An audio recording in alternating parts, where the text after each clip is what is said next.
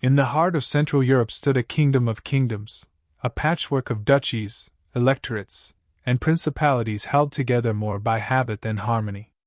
The Holy Roman Empire was neither holy nor Roman, and certainly not an empire in any modern sense. By the early 1600s, it was a stage crowded with ambitious nobles, weary peasants, and powerful churchmen, each pulling in different directions. And above all, it was a house divided by faith. The Protestant Reformation had spread like wildfire a century before, and though it left behind new churches and new ideas, it also carved a great scar across Europe.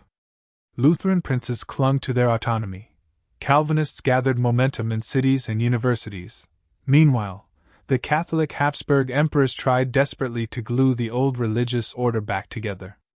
The Peace of Augsburg in 1555 had been a plaster, not a cure. It allowed each prince to choose the religion of his territory, cuius regio, ius religio, but offered no shelter for Calvinists and left bitter questions unanswered.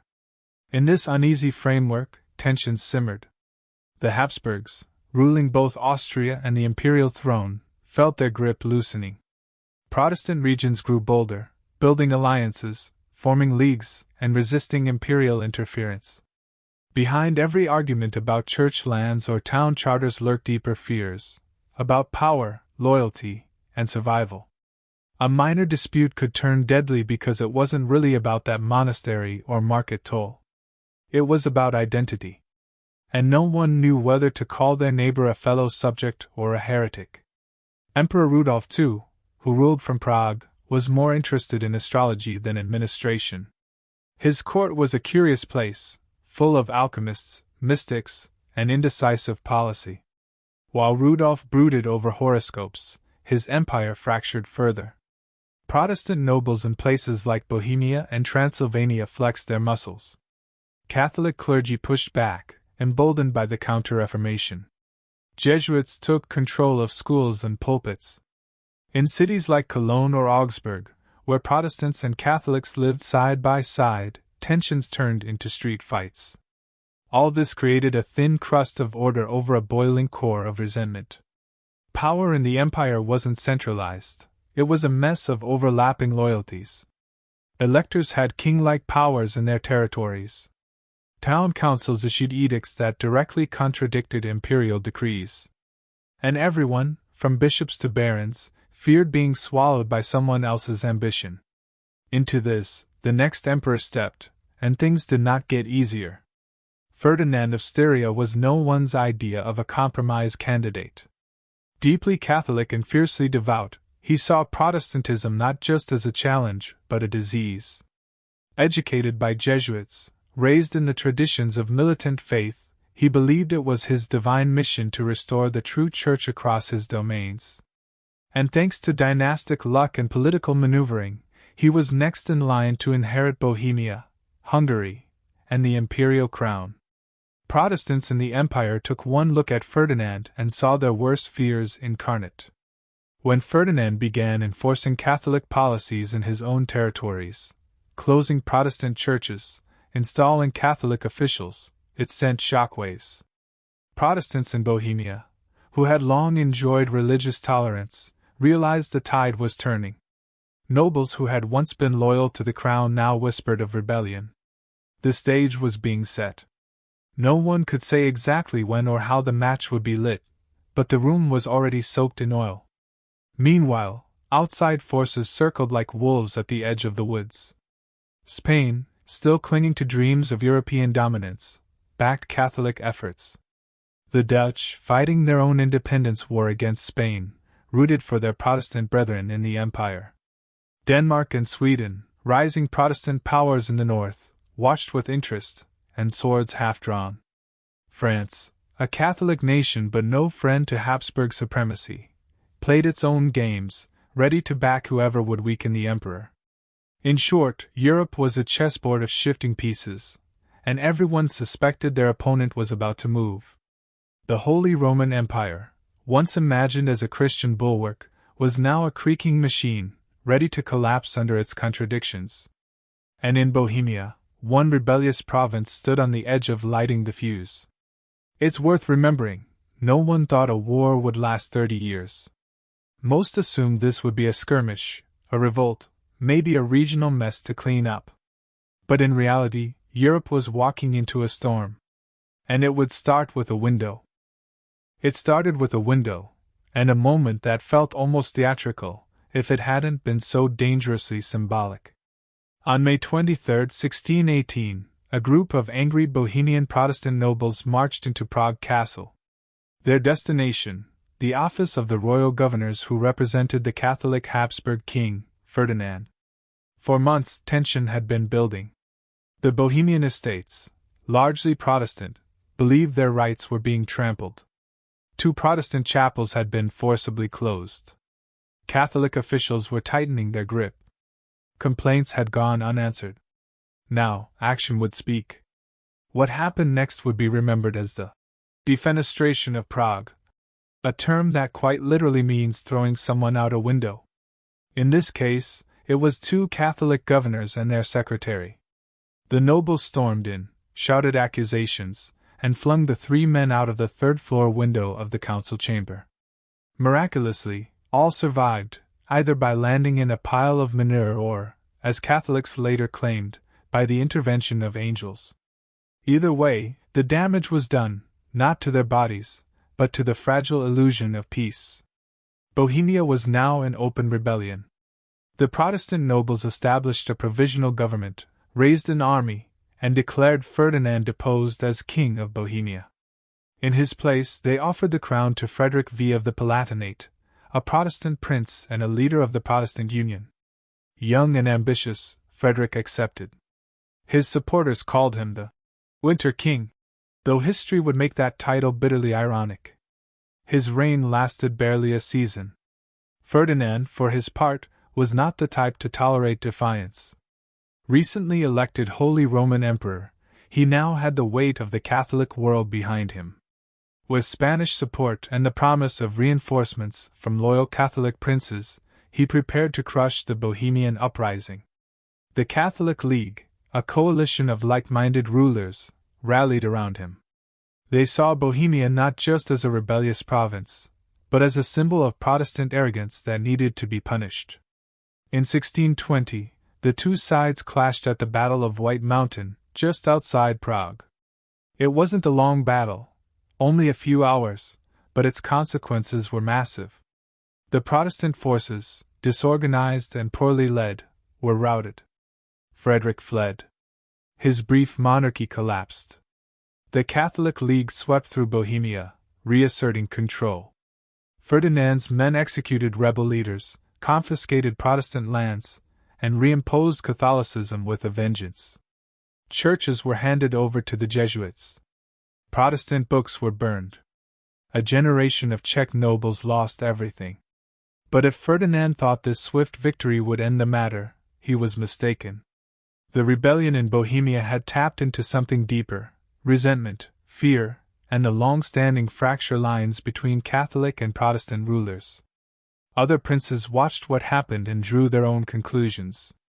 If the emperor could treat Bohemia this way, what would stop him from doing the same elsewhere?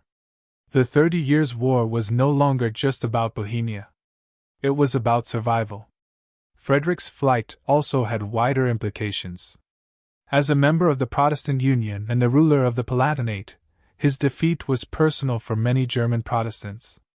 Worse, Ferdinand moved to strip Frederick of his lands and his seat as an elector, a powerful political role in the empire. That seat was handed to Maximilian of Bavaria, a Catholic ally. It was a bold move, and a deeply provocative one. The balance of power in the empire had shifted. Protestant rulers saw it as an act of aggression, not justice. Throughout the empire, alliances hardened. The Protestant Union threatened retaliation, but internal disagreements weakened their response. Meanwhile, the Catholic League grew more confident. Leaders like Count Tilly, a skilled general and devout Catholic, became central figures in the unfolding war. Armies began to move, not just to defend faith, but to claim territory, seize advantage, and rewrite the map of Central Europe. The fighting spread. not just between Bohemians and imperial forces, but across neighboring lands. Mercenaries were hired by the thousands. Local conflicts flared into regional wars. Entire villages became battlegrounds. And wherever soldiers went, hunger, plague, and fear followed. It was no longer about who ruled Bohemia. It was about whether the empire could survive without tearing itself to pieces.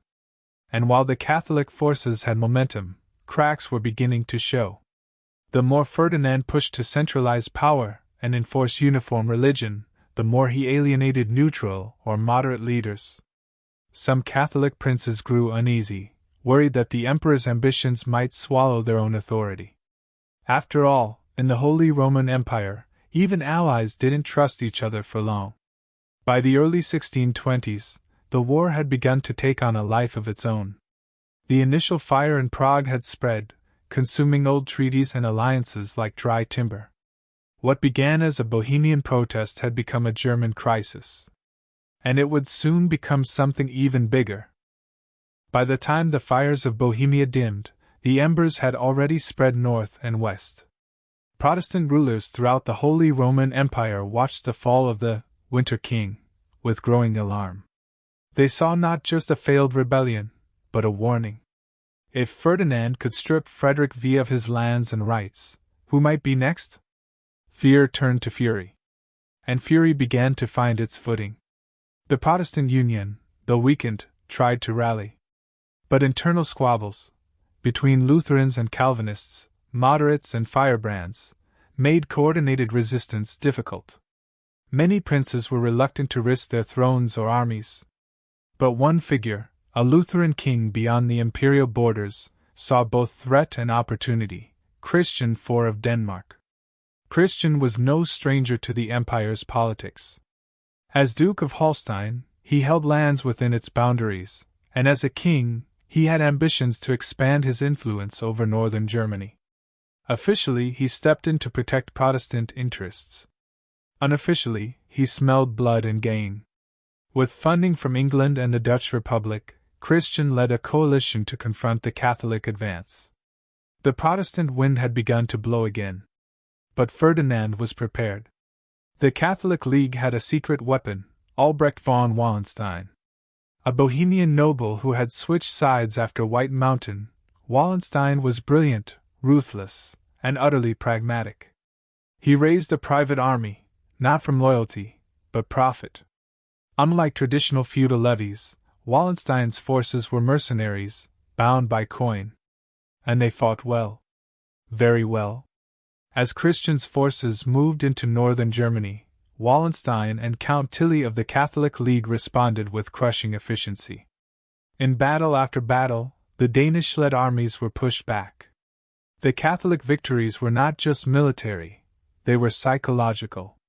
Towns that had welcomed Christian with Protestant banners now trembled as Catholic troops advanced. In 1626, at the Battle of Lutter, Christian's army was shattered. His dreams of influence collapsed alongside his cannons.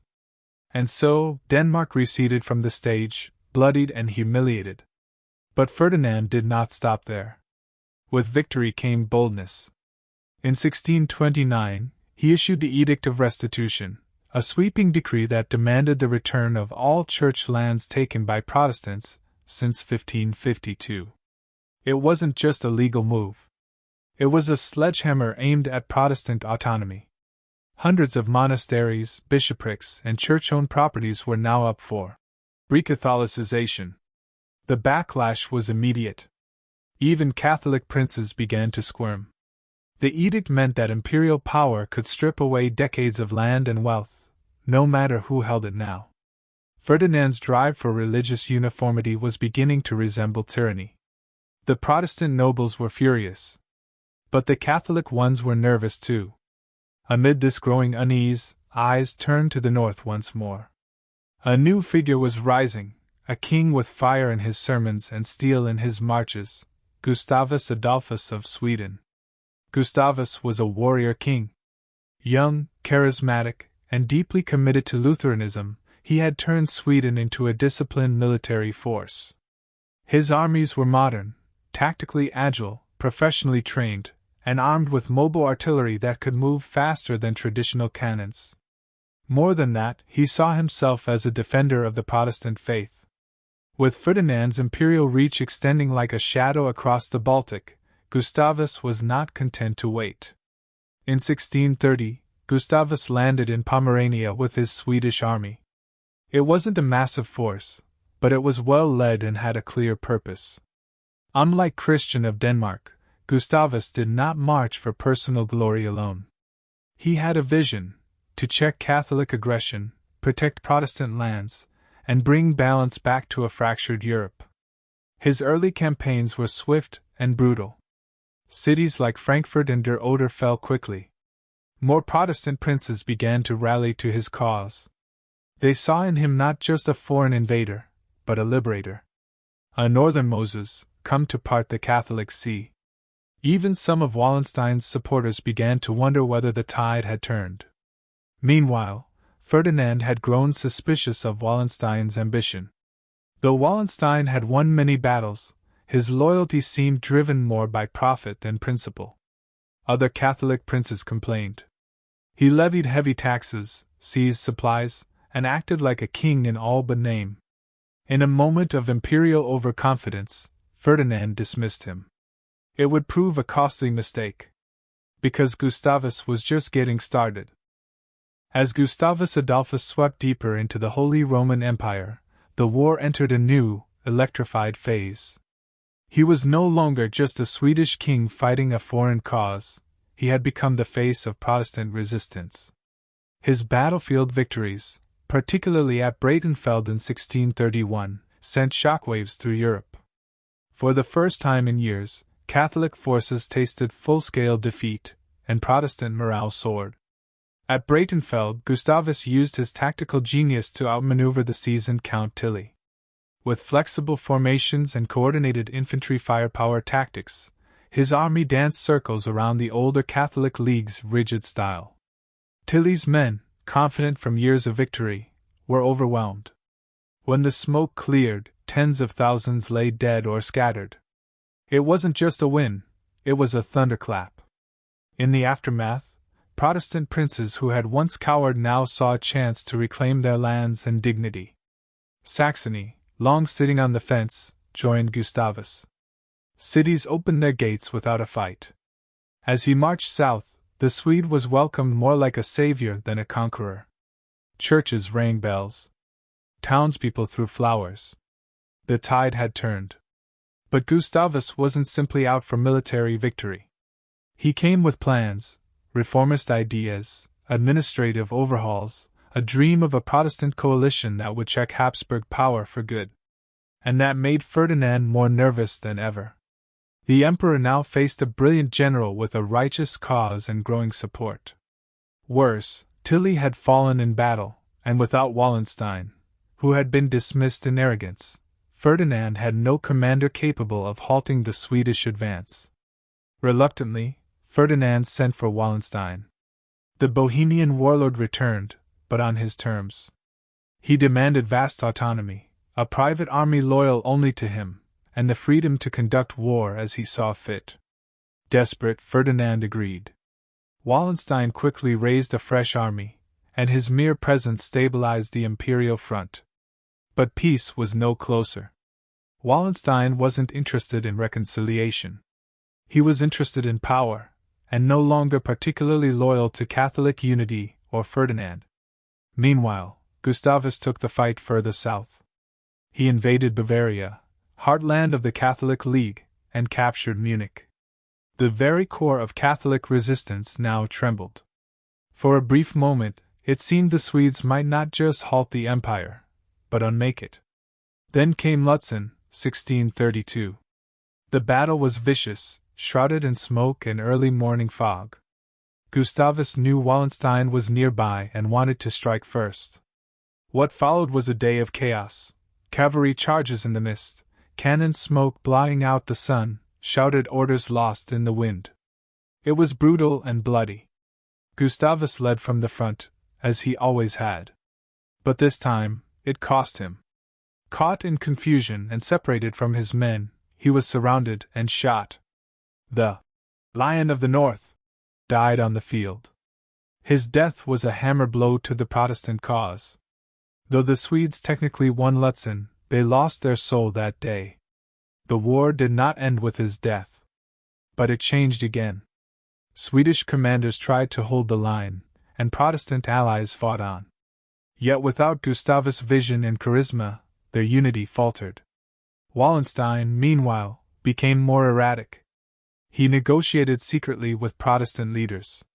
He hinted at making peace behind the emperor's back. Some said he even dreamed of carving out his own empire from the wreckage. Ferdinand, alarmed, had him assassinated in 1634. And then came another disaster, the Battle of Nordlingen.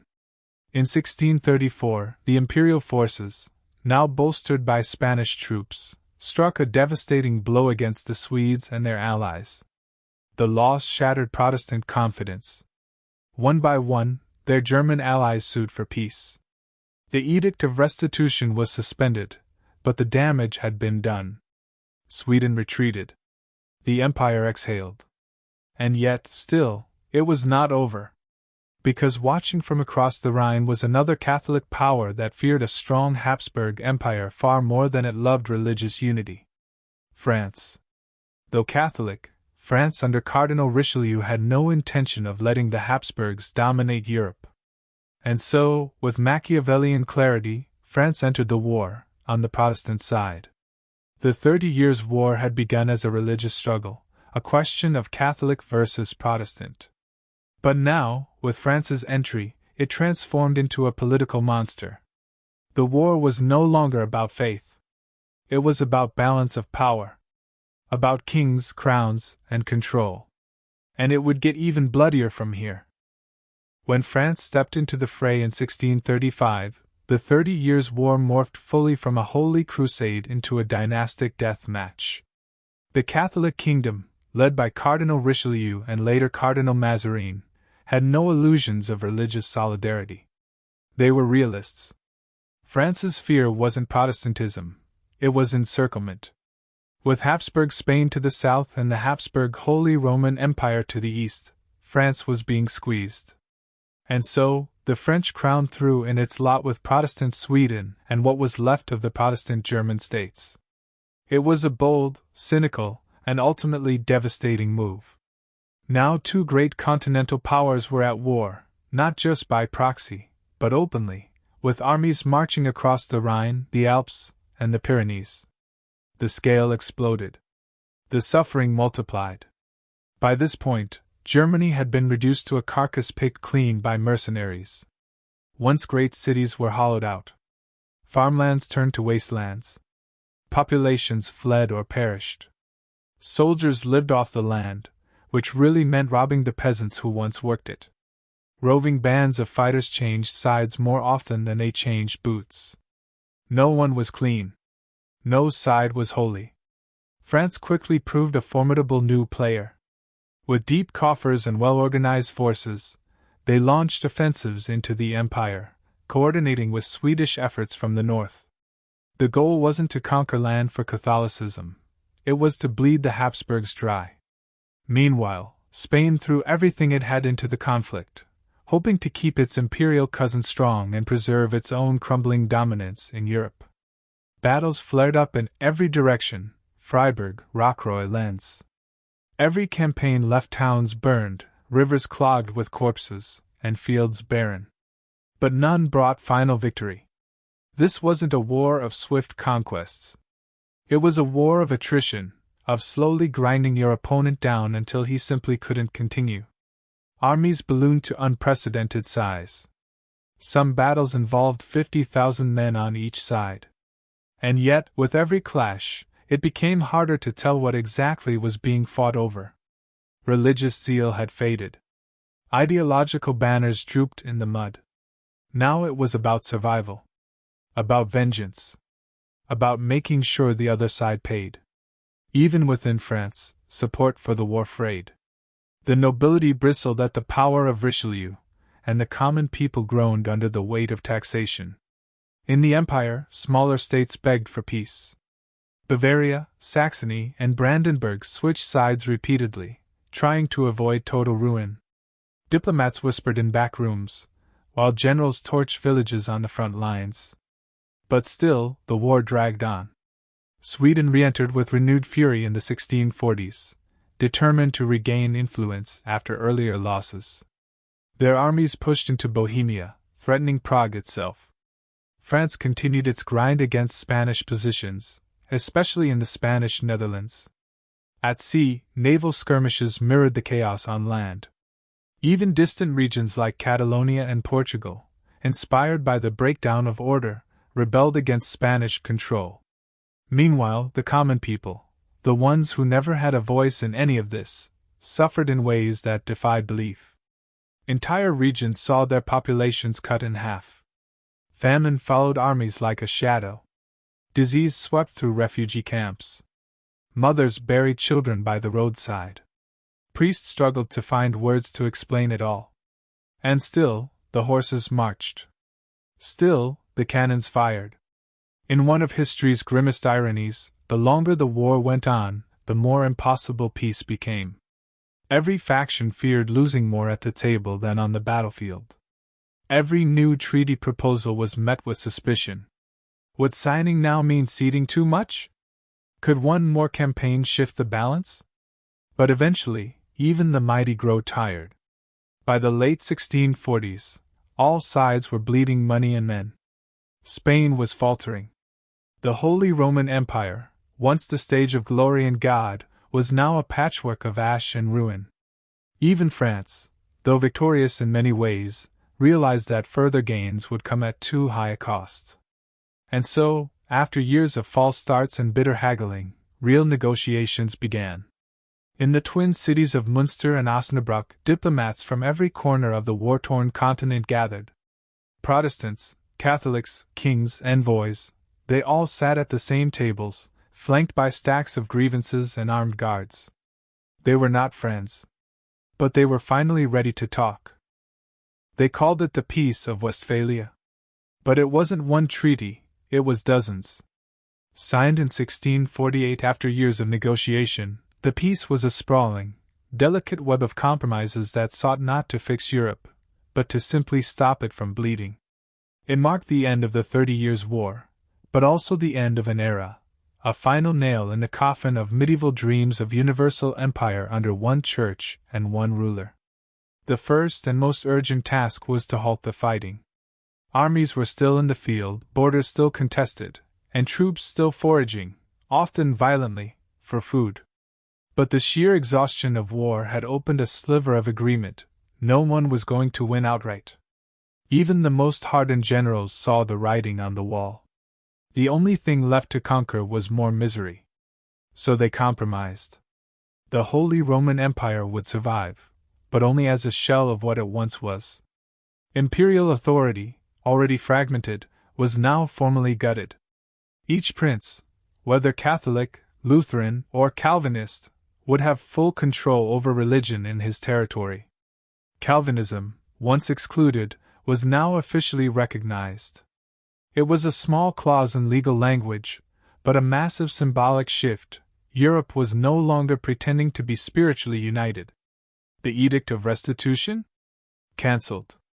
Catholic claims to land seized by Protestants were largely rolled back. Religious toleration wasn't universal, but it was, for the time, more than many had dared hope. The idea that kings and emperors could dictate faith across borders had been humbled.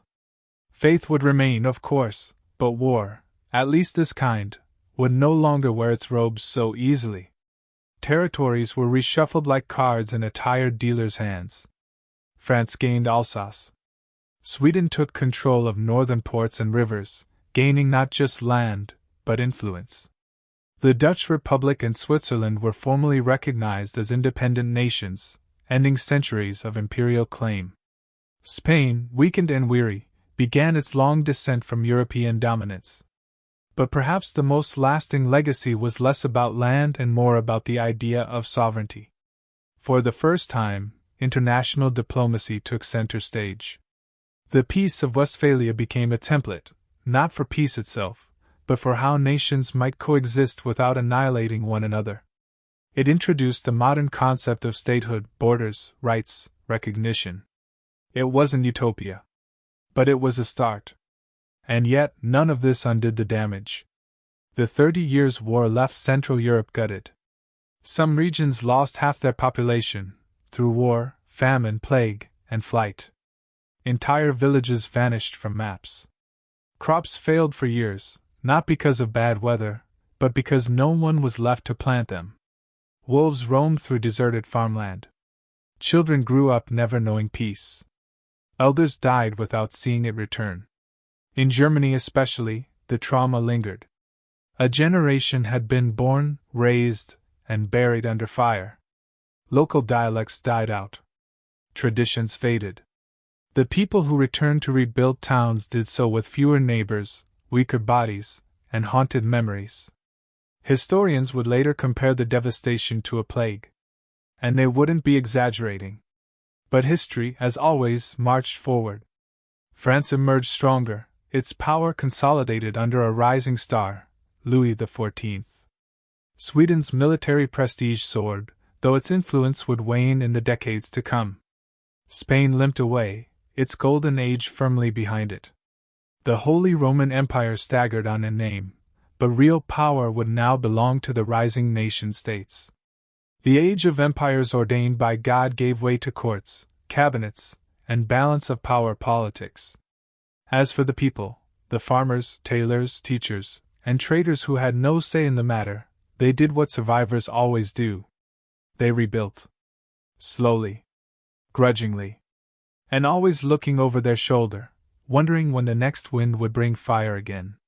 In the end, the 30 Years' War wasn't triggered by just one act. Not even the famous window in Prague. It was a storm years in the making, brewed by ambition, faith, pride, and fear. The defenestration lit the match, yes. But the room had been filled with kindling long before. Europe would never be the same. And maybe that was the only real peace it could find.